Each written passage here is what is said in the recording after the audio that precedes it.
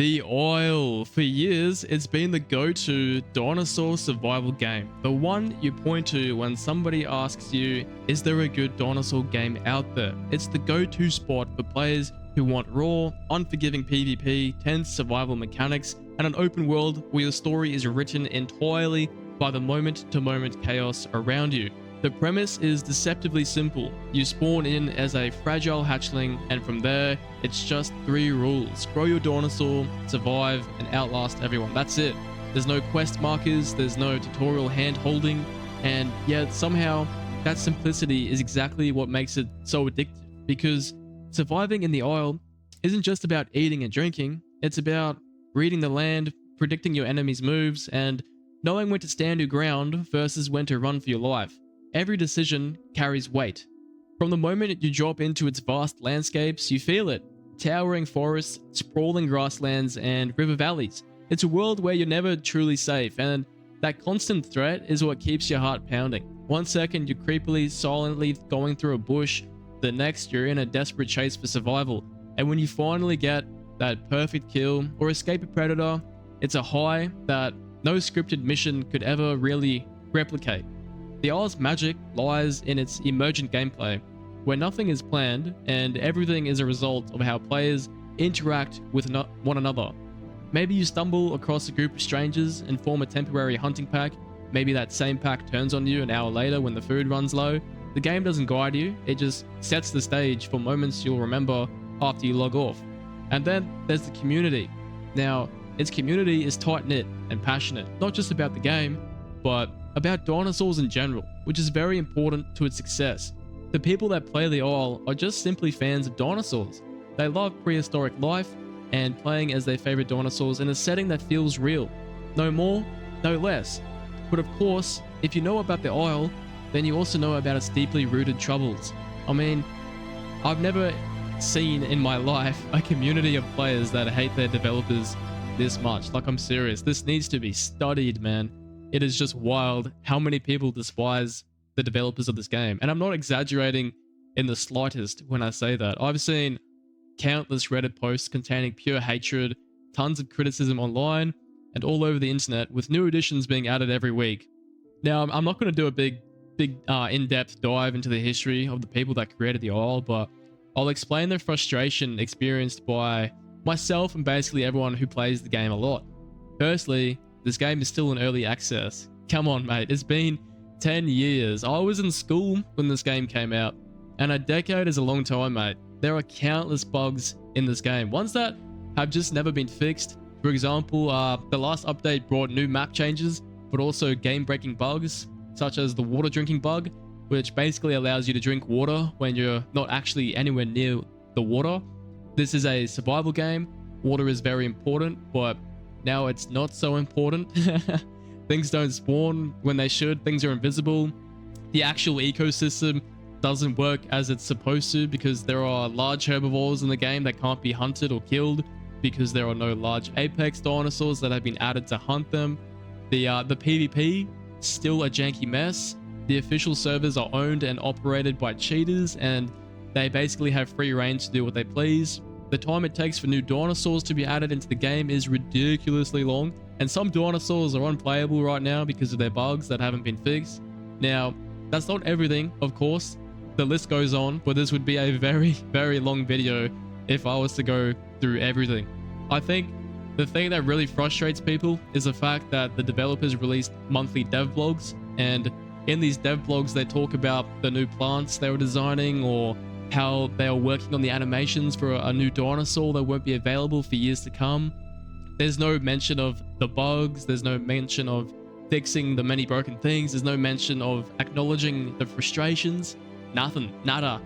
Now, there's also a lot of dislike to the actual people who develop the game on like a personal level, and I don't care to go into that, but long story short, there are some allegedly bad individuals, you know, making the game, and there are other YouTube videos going in depth on that. I won't comment on that. Now, you might be asking yourself, given everything I've just mentioned, why do people still play the Isle? Well, let me paint you a picture. So the relationship between the people that play the Isle and the people that are developing the game is terrible. It's toxic. and it's probably beyond repair at this point. Like, imagine if you owned the only burger shop in the country, but your customers hated you, but they continued to come and buy burgers from you because you're the only burger shop in the country. That is the simplest way to describe the relationship between the Isle community and the game devs. People play the game in the state because there is literally no competition for this game. There is no alternative. Yes, you could argue that you could play Path of Titans or Beasts of Bermuda, but these games don't really come close to the Isle. I mean, not in my opinion, not at all. Path of Titans and Beasts of Bermuda have a completely different feel and game loop. Try playing the Isle, which is built on Unreal Engine, and then try play Path of Titans or Beasts of Bermuda. These games look and feel like PlayStation 2 games in comparison to the Isle. I'm sure they're fun, but the Isle just has way more realism, and it is truly a beautiful game. Nothing negative can be said about it in that regard. But here's where things get interesting. That whole no competition safety net the Isle has been sitting on for nearly a decade, yeah, that might finally be about to crumble. So Echoes of Extinction, a game that from everything I've seen so far isn't here to be another dinosaur survival game, but the dinosaur survival game. It's an Unreal Engine powered open world prehistoric survival title that's already showing me more ambition and transparency than the Isle has managed in 10 years. And FYI, this isn't sponsored. I just found this and I thought it looked cool. This game looks cool, so I'm going to tell you about it. Right from the start, Echoes is offering two completely different ways to play. You can live out your inner dinosaur nerd by playing as a prehistoric creature, or you can step into the role of a human, known in-game as tribals, and these humans aren't just a token addition. They have their own survival mechanics, tools, weapons, and threats. I think that not too many people are keen on having humans in a dinosaur game, but I think if you're going to put them in, primitive humans make the most sense, and that's what they've done. That alone opens up an entirely new layer of gameplay. Like, imagine being a small pack of humans defending a village at night while a massive predator circles just beyond the torchlight. I reckon that'd be really fun if it's executed well. And Echoes isn't just promising a couple of dinosaurs and some humans at launch. Their public roadmap, yes, an actual detailed player accessible roadmap, shows a content plan that covers land, water, and air from the get-go. They're not making players wait years for aquatic and flying creatures. They're literally building them in alongside land-based gameplay. And that's just the start. The plan outlines an evolving roster of new species, biomes, and features to be released at a respectable pace. But it's not just the content, because as a new game, it's not going to be packed with content. It's how they're delivering it. The Echoes team is communicating with their player base. Their roadmap doesn't just say soon and leaves you guessing. It shows you what's being worked on, what's next in line, and even long-term goals. And they're open about the state of development, which is the polar opposite of the Isle's infamous devblogs about new plants approach. After years of vague promises and bug-filled updates, just having a team that's upfront about dates and what they're working on feels like a luxury, honestly. And visually, I mean, if this game didn't look good visually, I wouldn't be interested in it. I wouldn't even look at it.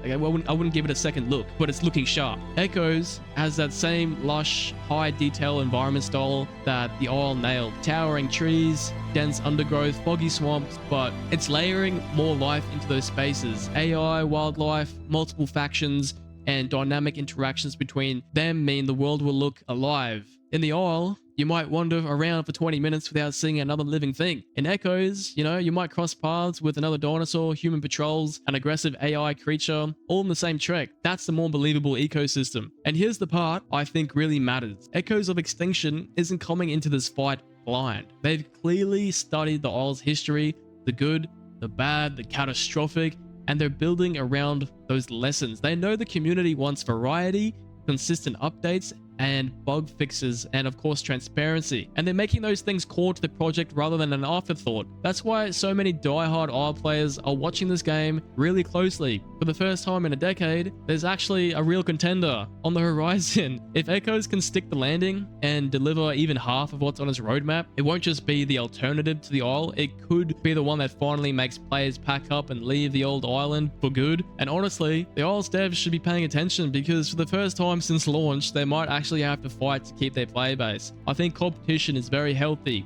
especially for games. If you have the luxury of being the only one with a specific type of game and your players have no option to play it because of the lack of alternatives, you better not squander that. But after 10 years of being the only game in your niche and all you have to show for it is what we see today, I think it's fair to say this advantage has been pissed away. And I hope Echoes of Extinction is released. I hope people love it. I hope the people that made the Isle get a kick up their bums. I'm not trying to be mean or put anyone down. I just saw this game and I was like, yeah, that looks awesome. And it might scratch the same itch that I get when I play the Isle. Because man, there are not a lot of dinosaur games on Steam. You and me both know that. We need more dinosaur games. We need more dinosaur survival games. So this has got me thinking, if there was a good alternative to the Isle, would the many frustrated people move to this game?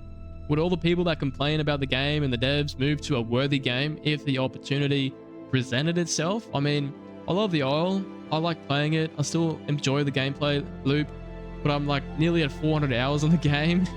And like many other people, I'm getting sick of certain aspects. But of course, I'll continue to play it because I like it and there's nothing else like it. So let me know what you think. Again, by the way, I've not been paid or anything to make this. I just like playing with dinosaurs. And this game looked cool. So it'll be interesting to see what happens in the future. See you next time.